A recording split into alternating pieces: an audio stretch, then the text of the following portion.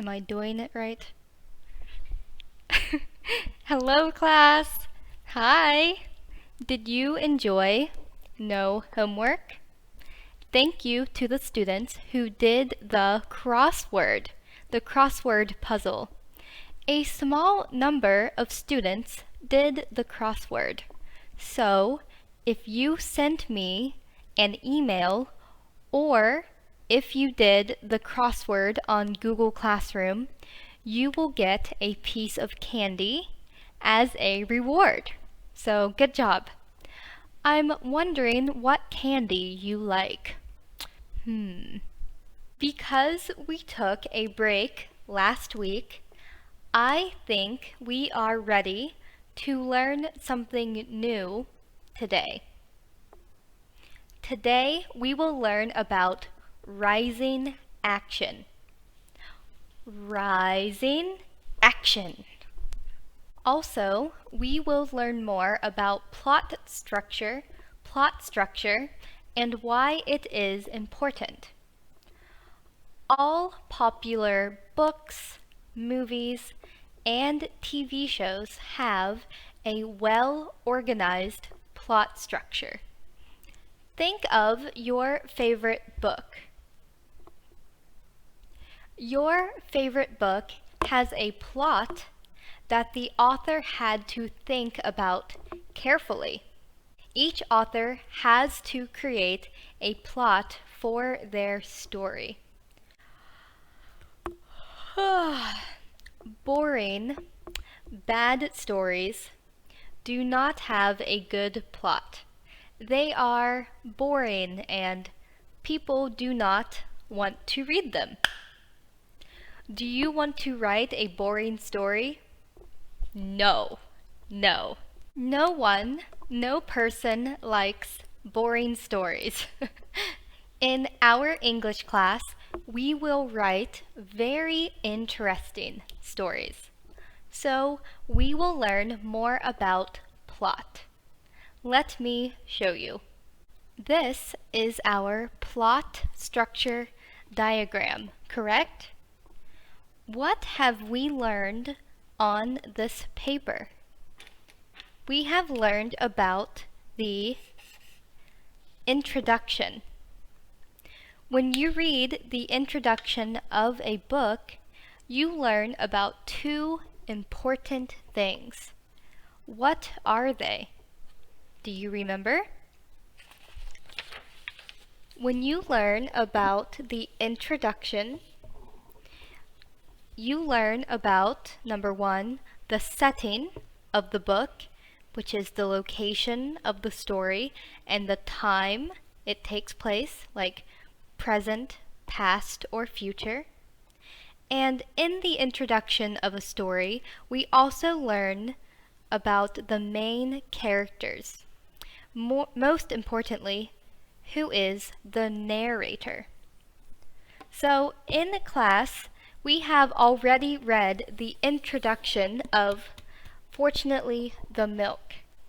So did you learn who the main characters are? Who are they? The main characters in Fortunately the Milk are the dad, mom, sister, and the brother. And who is the narrator in Fortunately the Milk?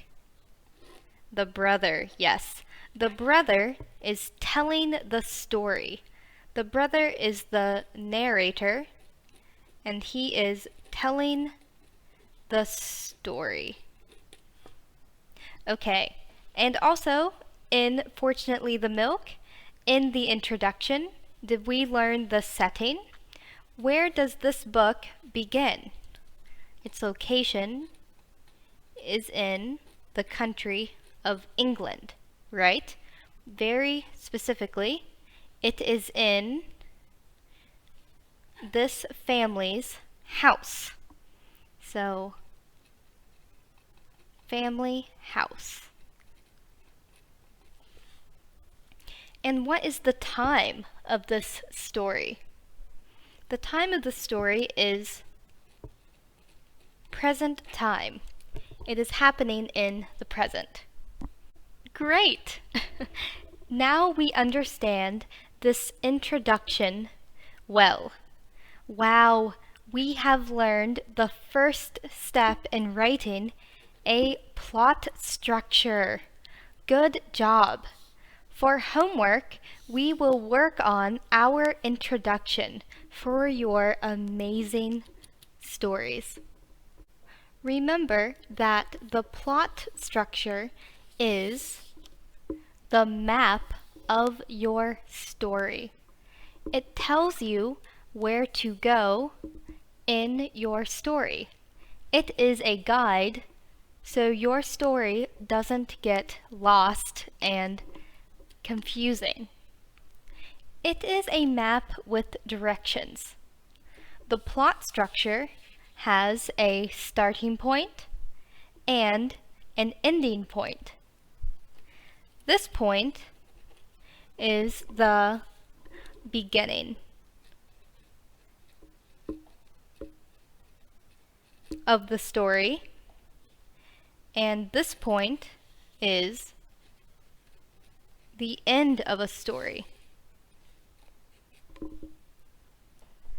Now that we have read the introduction and beginning in Fortunately the Milk, right? We have read the beginning. The story is getting more interesting.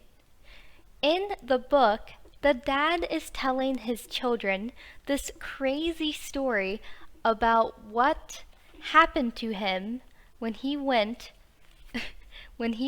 to buy milk.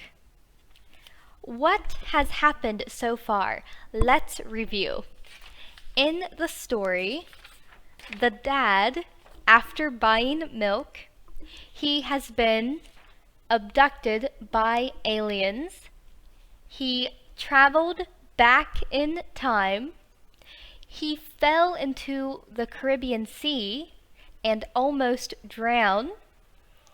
And then he was captured by pirates. The last page we read in our book, he was walking the plank, hoping to be rescued. Do you remember? So, compared to the introduction, which was simple, the introduction was simple. We had a family in a house needing milk. Now, the story is getting more complicated. The action in our story is increasing. The story is getting more interesting. This part of the story is called the rising action. So yes, the rising action. Does it look like a mountain? The car is climbing the mountain. As you climb, you get more excited about reaching the top. Or you can think of the rising action as a roller coaster. Do you know roller coasters? How do you feel at this point in a roller coaster? You get more emotional as you climb up, right? You are nervous and you are more nervous and more nervous and so scared and so scared. So just like a roller coaster, as you climb up, the rising action is the events that occur in a story before the most dramatic point, known as the climax. The climax is at the very top. The rising action increases the excitement and suspense for the reader. So, like a roller coaster, you build excitement. You build the emotions during the rising action. Finally, the rising action gives the main characters a problem or complication that they need to solve in the story. These are very common characteristics of rising action. And this is your first introduction to rising action. Good job! We will continue to talk about it in the future. So don't worry if it's a little confusing. Just think about it this week. Let's read a little more about the rising action in our book. So, at the end of our story, the children interrupt the dad and say, "Hey, piranhas are freshwater fish. Why were they in the Caribbean?" And the dad says, "You're right," said my father. "The piranhas were later." Right. So, and the dad picks up his story. Let's begin reading. I was out at the end of the plank, facing certain death, when a rope ladder hit my shoulder and a deep, booming voice shouted, "Quickly, climb up the rope ladder." This is the rope ladder. I needed no more encouragement than this, and I grabbed the rope ladder with both hands. Fortunately, the milk was pushed deep into the pocket of my coat. The pirates hurled insults at me, and even discharged pistols. But neither insults nor pistol shot found their targets, and I soon made it to the top of the rope ladder. I'd never been in the basket of a hot air balloon before. It was very peaceful up there. The person in the balloon basket said, "I hope you don't mind me helping, but it looked like you were having problems down there." I said, "You're a stegosaurus." "I am an inventor," he said. "I have invented the thing we are traveling in, which I call Professor Steg's floaty ball person carrier." "I call it a balloon," I said. "Professor Steg's floaty ball person carrier is the original name," he said. "And right now we are 150 million years in the future." "Actually," I said, "we are about 300 years in the past." "Do you like hard, hairy, wet, white crunchers?" he asked. "Coconuts?" I guessed. "I named them first," said Professor Steg. He picked up a coconut from a basket and ate it, shell and all, just as you or I might crunch toast. He showed me his time machine. He was very proud of it. It was a large cardboard box with several pebbles in it, and stones stuck to the side.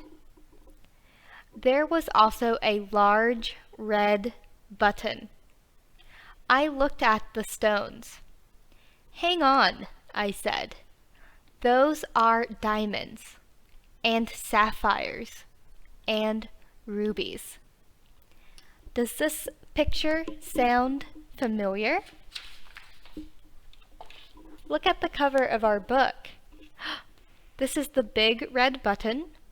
This is Professor Stagg. And this is the hot air balloon time machine. Or, as Dr. Stagg likes to call it, the floaty ball person carrier. Do you like coconuts? I'm sorry, class, that is all we are reading today, because I have to talk a lot about rising action.